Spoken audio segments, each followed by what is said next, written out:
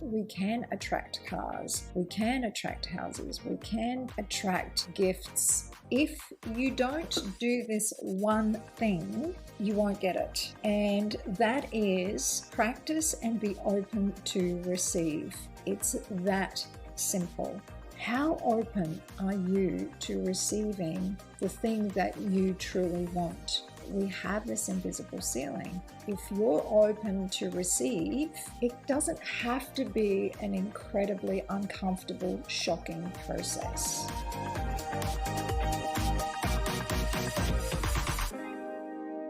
Hello, my friends, and thanks for joining me today. Get yourself a cup of tea if you're in the space to have one. If you're driving or commuting somewhere, just let the outside be. Come in and join me. And I've got something interesting that I want to talk about today. I want to share a story with you about maybe about 6 or 7 years ago. I was experimenting with the law of attraction like I always do. It seems to be my daily habit. And I was wanting to have a holiday, a European holiday. Anyway, I didn't want to be in debt for it. So what I wanted to do was I wanted to ask the universe or attract to me a gift of $40,000. And because one, I wanted to pay for both my girls. My oldest daughter was living over there at the time and she had been there for some time, so we hadn't seen her for a couple of years and I was really missing her. And also I wanted to tour around the whole of Europe with my kids, and I thought that would be really fun. So I put out into the universe that I would be gifted this $40,000. Anyway, can imagine a little bit of resistance in my field around that. So I was using this little trick back at that time that you ask the universe. It's kind of like a confidence building trick to start to raise your energy up to a place where you can meet that vibration of receiving $40,000. So what I did was I asked the universe to show me 3 bits of evidence the next day that it had heard my request. So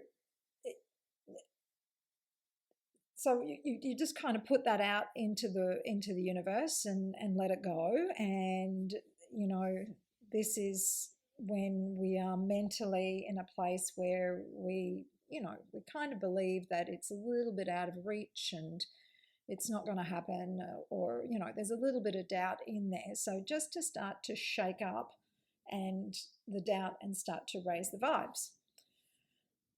So I sent out this clear message saying, hey, universe, show me that you've heard my request and show me by sending 3 clear messages that the income is actually coming. Now, mind you, I started doing this 6 weeks before we were ready to go. I'd already booked tickets.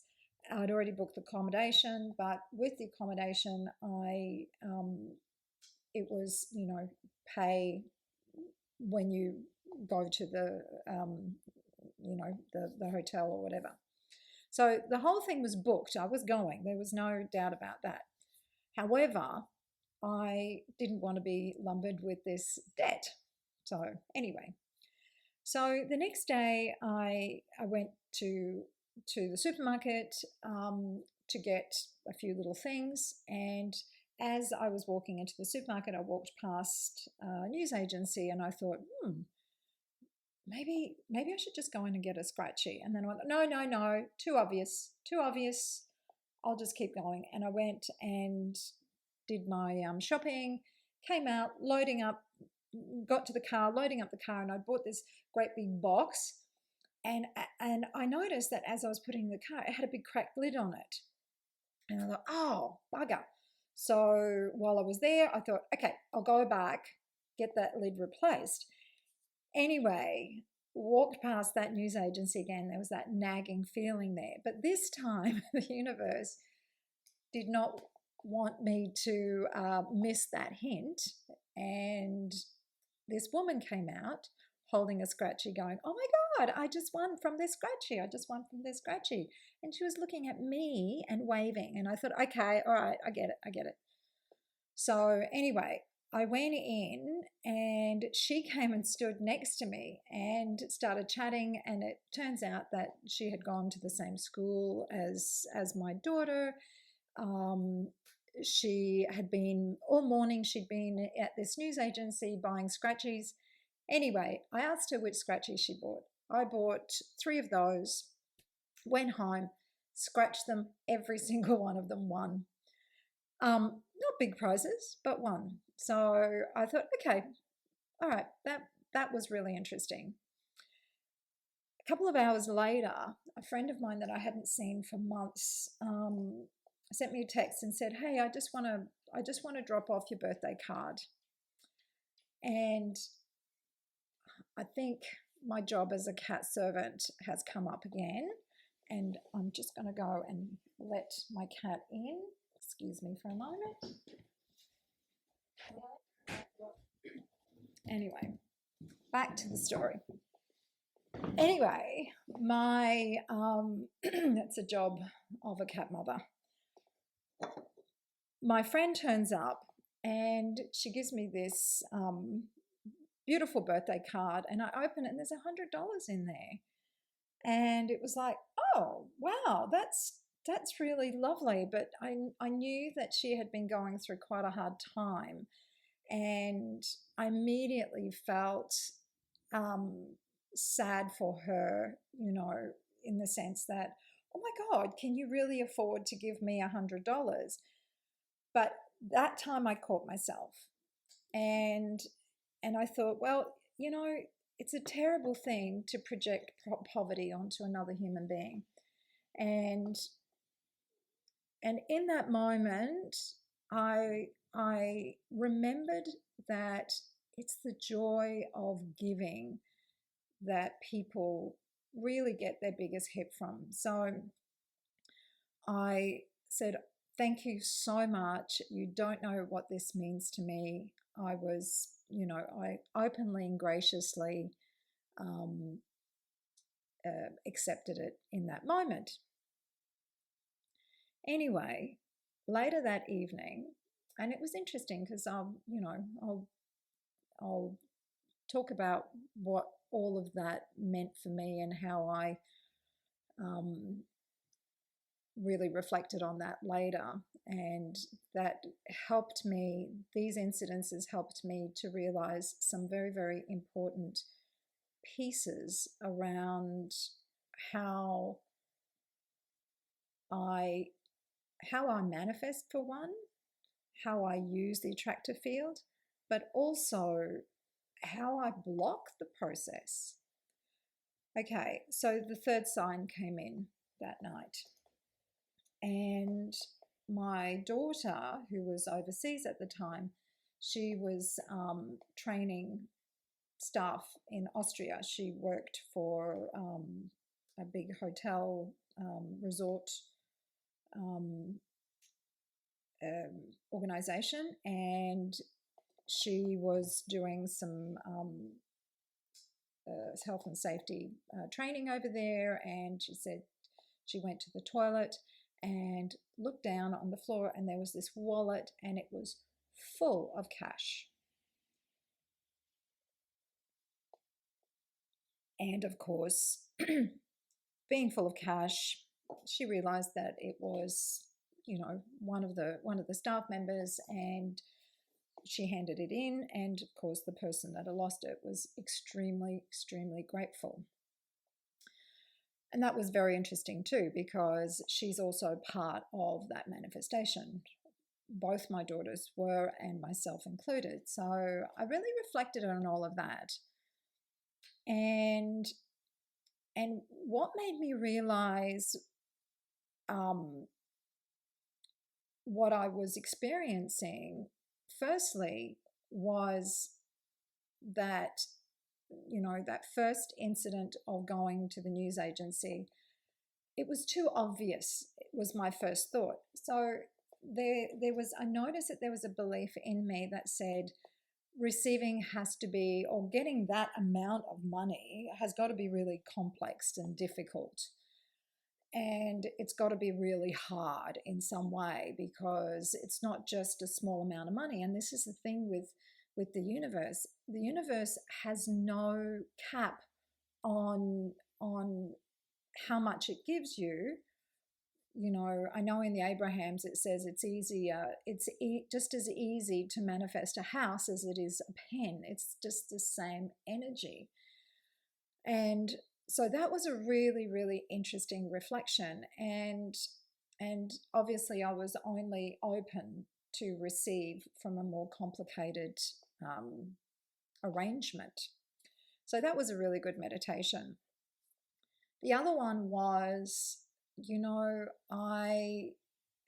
that reciprocity of my friend, and how I immediately diminished her ability to manifest and create by feeling sorry for her. So that was another really, really big lesson for me, was that one, people have a lot of joy in giving. So, people, I find it more joyful to give. But why is it so difficult to receive? Okay, I'm going to talk about that in a minute. So anyway, and the third one, obviously, was my daughter, who had done the right thing. There was no doubt in me that that was anything other than, she didn't have any greed online. She was totally open to receive, and she was totally open for it to be received in the correct way. So that to me was no stress. And I guess on some level, I felt very responsible to provide for my children, and it was the universe's way of saying, hey, they are also connected to the source of all creation. They are also connected to this incredible manifesting soup that we all live in, and they have their own magnets and they're in charge of it. So I could release some of my responsibility back over to the source of all creation, and allow them to also be part of the manifestation, to also contribute their energy to it. So, thinking about things that, measuring the size of what I receive, and saying that, this is easy to receive and that's difficult to receive, that immediately puts that bigness or smallness into the field. And the only thing that the field can manifest anything you want. I mean, look at all the houses in the world. I mean, it can manifest that. Look at the people that travel. I mean, if you ever looked on that flight scanner thing, you can barely see blue sky on that flight scanner, because there's just like a million airplanes up in the air. So that's all happening out there in the field.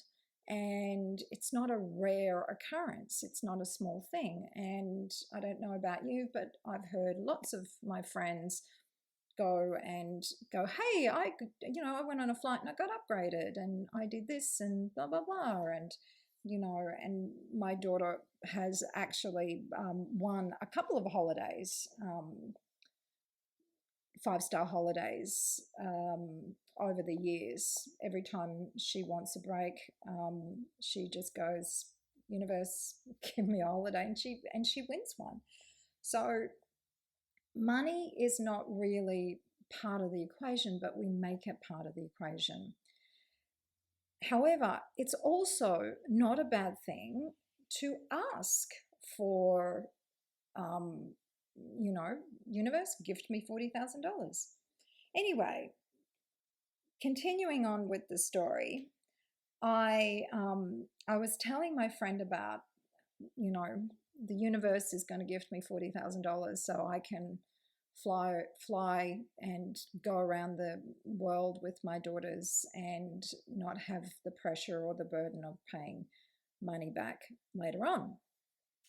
And she said to me, well, don't you have something that you can sell? Like, haven't you got something like, can't you just pull something, out of thin air? And at that time, believe it or not, I had an online store that was just kind of ticking along in the background, and I was starting to get a little bit,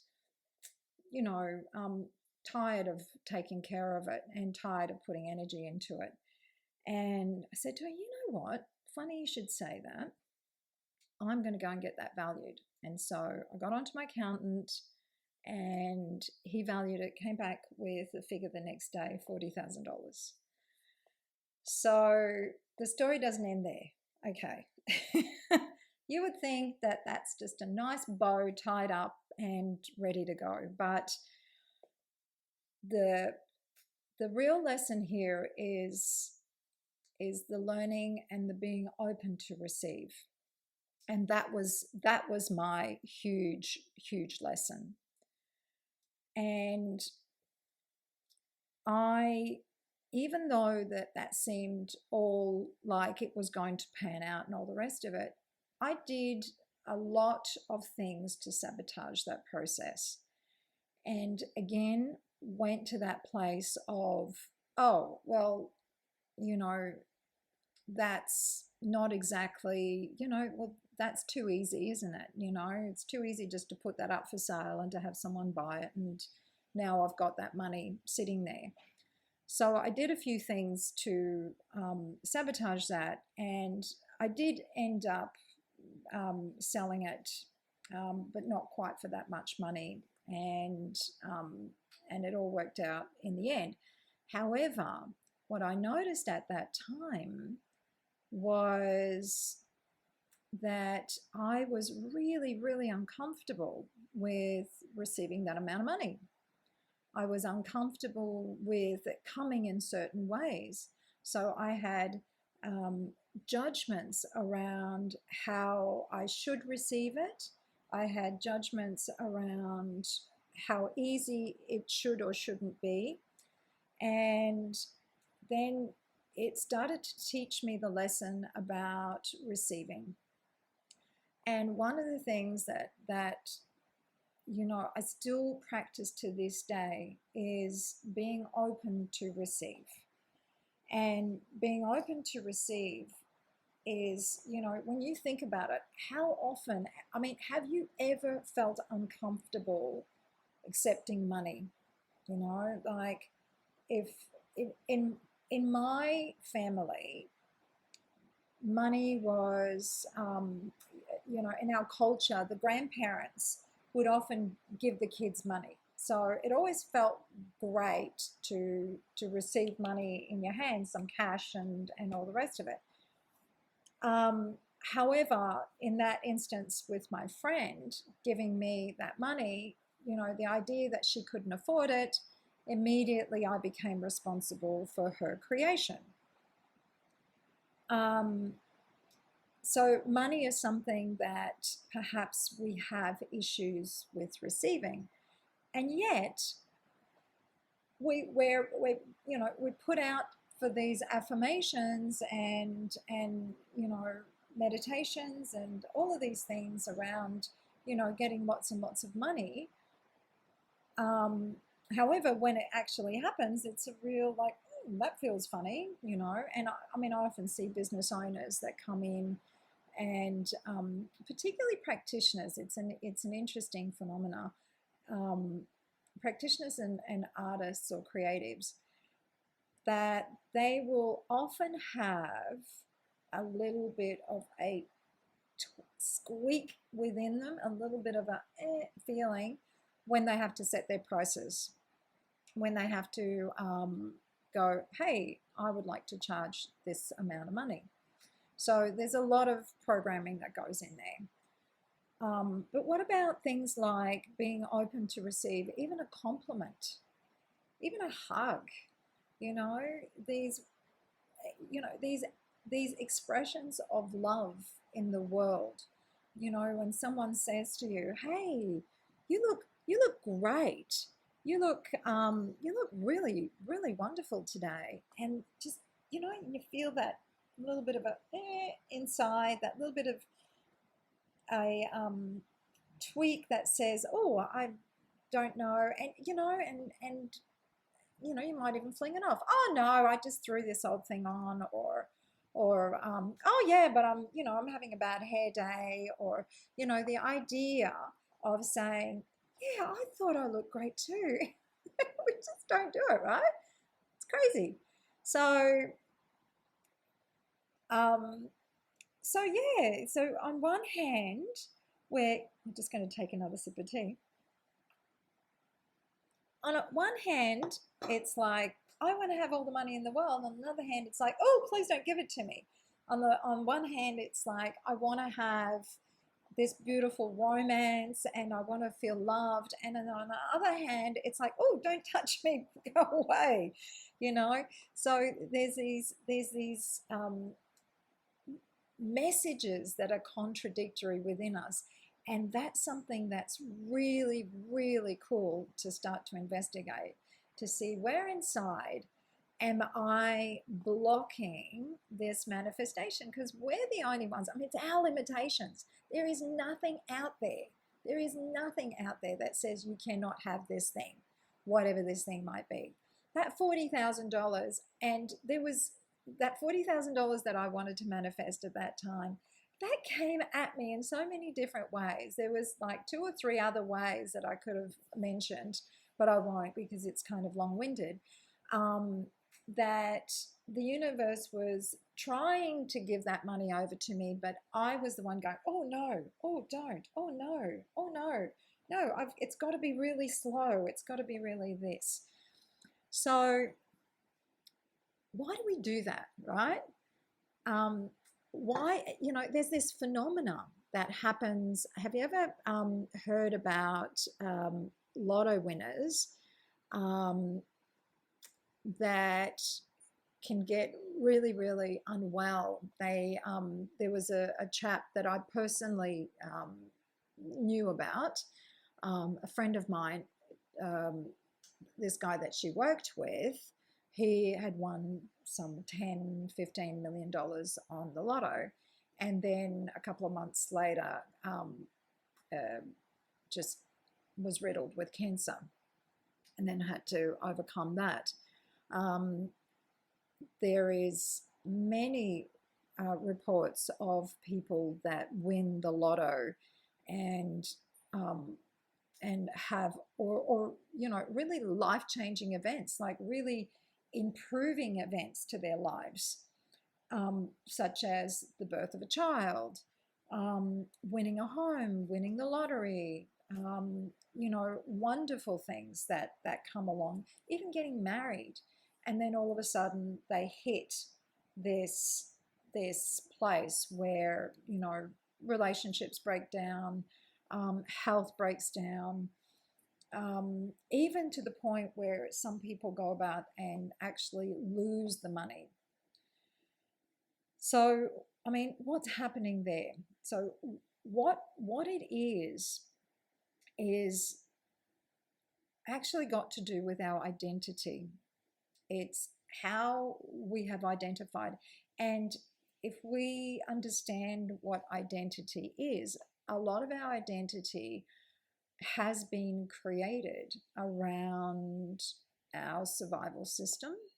It's been created around what is acceptable in our social status. It's how we integrate with the outside world is through our solar plexus center, which is our power center. So we energetically integrate with the outside world through that chakra system. So how we meet the outside world is often defined by our identity. So, you know, we haven't yet formed the identity that says it's okay to be wealthy, or it's okay to actually be given something. You know, there's an underlying, sometimes our identities are sometimes formed on the foundations of guilt, shame, not being worthy, not being good enough. You know, that then becomes an egoic purpose in life. You know, we chase this thing, but we never feel like we're going to get it, because when we get it, it feels like we're going to die. And it's not us that's going to die, it's that identity. It's the poverty consciousness. It's the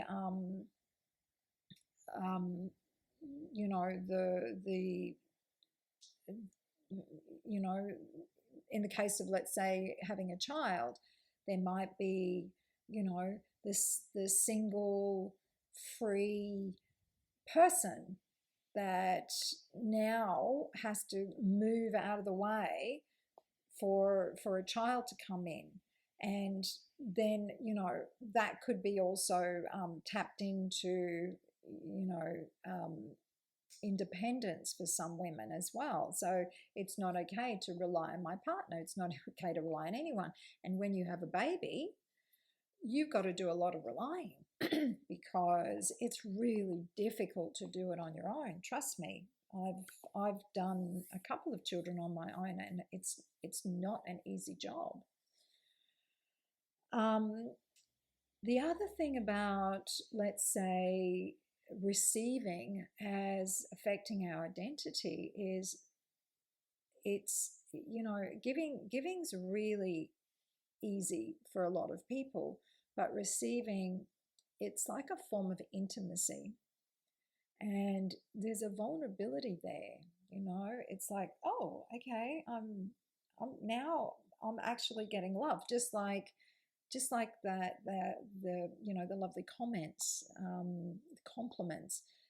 There's a place of, oh, I don't know how to receive this. I don't know if this is okay for me to show this soft underbelly part of myself. So it can have its roots in intimacy problems and issues as well. You know, I don't want you to see me as vulnerable, and there's many reasons for that. One can be, I don't want to owe you anything. So oftentimes, you know, and what was really interesting with me requesting $40,000 without strings attached, without owing anybody, without having any payback system. You know, we don't want to often receive from someone because, or you know, this can be part of the identity issues, is that if I receive this, then I've got to pay it back somehow, because that's how we've been conditioned. We haven't been conditioned, or a lot of people haven't been conditioned. Some have.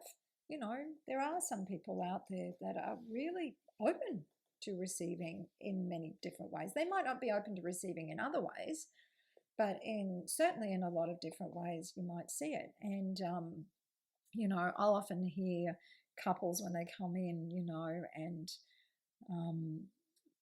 you know, a common story is the husband comes in and goes, my wife, she's just like a princess. She just expects everything to be given to her.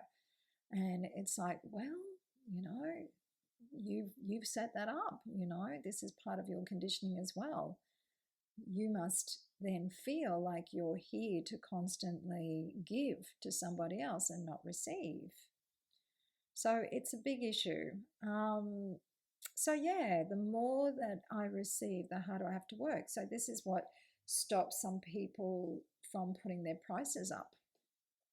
You know, I know for years it was something for me that, you know, in a session, I'm very present, and I put in 100% energy into that space. I'm very focused and attentive to the person that I'm working with. But the idea that I have to, that, you know, if I put my prices up to be able to receive more, became an exchange of, oh my God, now I've got to put more in. How can I put more in? I can't put any more in. So, you know, it then goes back to the value system of how we value ourselves. So it's a very complex thing, this idea of receiving. And the other thing, which is really interesting to mention and something to meditate on as well, is when I muscle test, sometimes I will muscle test what a person's potential is to earn as an income.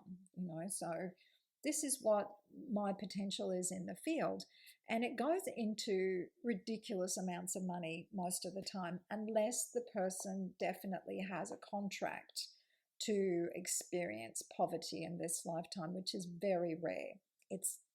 That's really, really rare. But I have seen some people, and when I say poverty, you know, most people when they muscle test up go into the billions. I mean, silly money, you know, billions of dollars that we have a potential to be able to receive. It's out there for us. However, on the other side, we have this cap. And usually I'll muscle test it up and it'll come in very, very close to what that person's already earning. So it's kind of like an ingrown body program that person has been conditioned and conditioned and agreed to on some level. So don't forget, us actually challenging these programs is frightening. It feels like a death. Because the ego is connected to our survival systems. I'm just going to take another sip of tea. So, with the ego being connected to our survival systems, and we've learned how to survive through these different identities that we've taken on, be they given or what we feel can protect our deeper self. What has been able to protect our deeper self in the past, you know, which is where the basis of some of or a lot of our limiting beliefs comes from. So back to this invisible ceiling, we have this invisible ceiling. So one of the things that I do in clinic with people, and what you can do in your own meditative state, is start to look at who is uncomfortable with raising the ceiling. So for me, who is uncomfortable receiving back at that time? And since then, I have definitely tweaked that program a lot, and I have been able to manifest big chunks of money easily. In fact, I won $200,000 on a scratchy once. I won another $140,000 on some other lottery endeavor that we played back in the year around 2000, I think it was. You know, even just recently, you know, have been able to manifest, and I'm not saying this to brag, because, you know, I'm still learning and expanding and growing myself. I am by no ways a person that has mastered this yet, because I think it takes lifetimes to master this energy field that we're in. So, but I consistently work on it. And there are some things I can share with people that might help them along their process, because I always urge people to experiment. Don't listen to limitations, particularly not your own limitations. So how to work with this ceiling is, okay, if let's say you're earning $100,000 and you want to earn $150,000 for the year, who is the person that is only allowed to earn $100,000, and who is the person that can earn $150,000? So that's what we start to meditate on, how uncomfortable that might feel for us, who has to die. And this is the process of integrating the ego. And as we allow ourselves to grow more into who we really are, and to expand and to allow more into our lives, it doesn't have to be an incredibly uncomfortable, shocking process.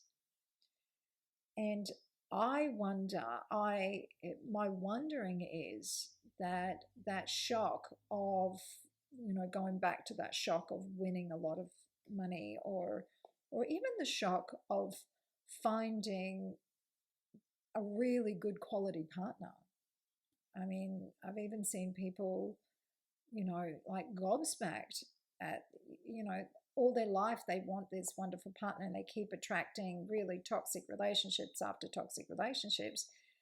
And then all of a sudden they attract this really, really wonderful person, and the person has great qualities, good values, is a good match, is respectful, is honest, and there's an incredible discomfort in that person that goes, can I really trust this? Is this real?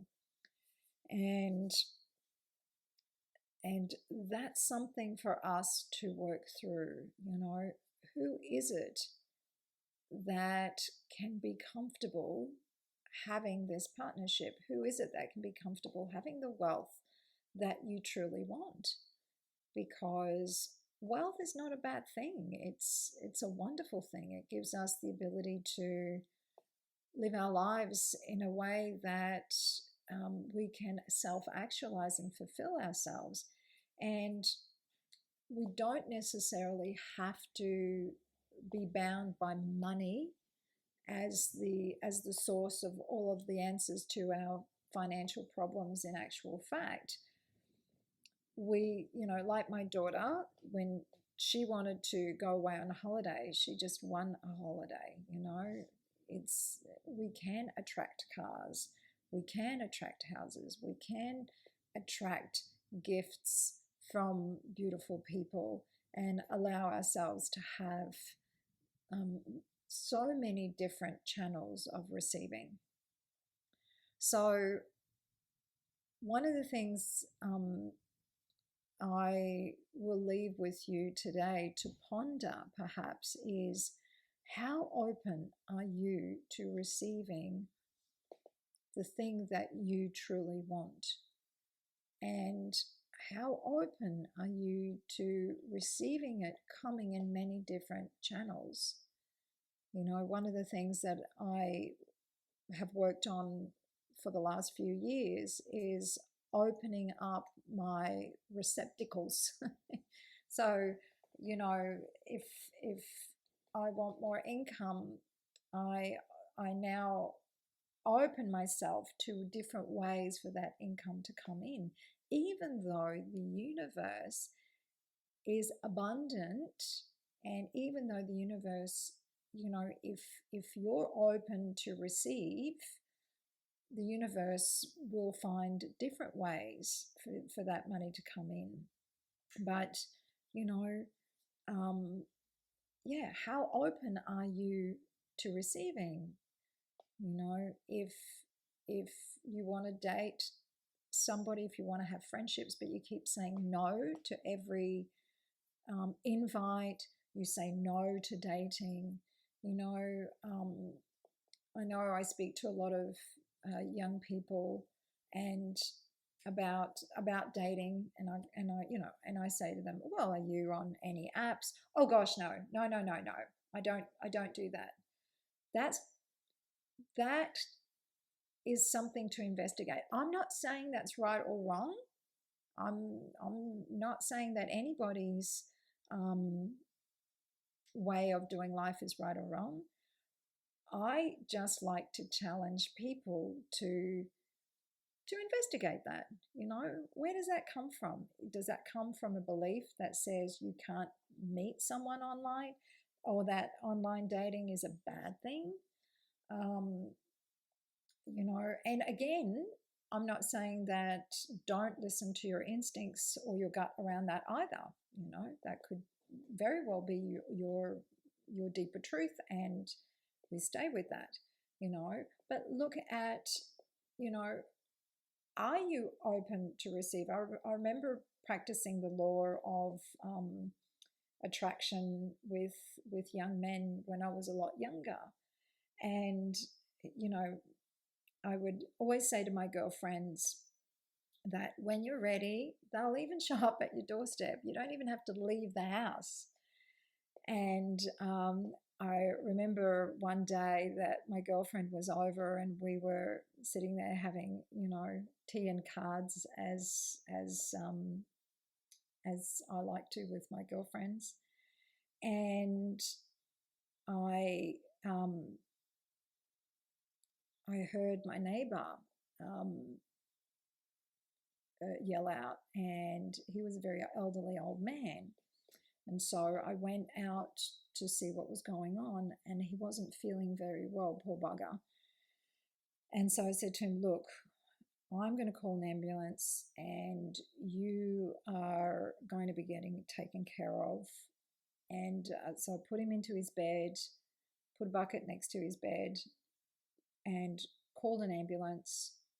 And next thing you know, two of the most attractive men in the whole world turned up to the doorstep. So, not that I'm an opportunist in that playing off my poor old neighbour's misfortunes. However, the universe finds a way, and what I'm saying is that if we are open to the universe providing for us, and if we even just play and are curious with how that might come in, just like that little curiosity that I sent out into the world. Look, I'm not quite there myself, universe.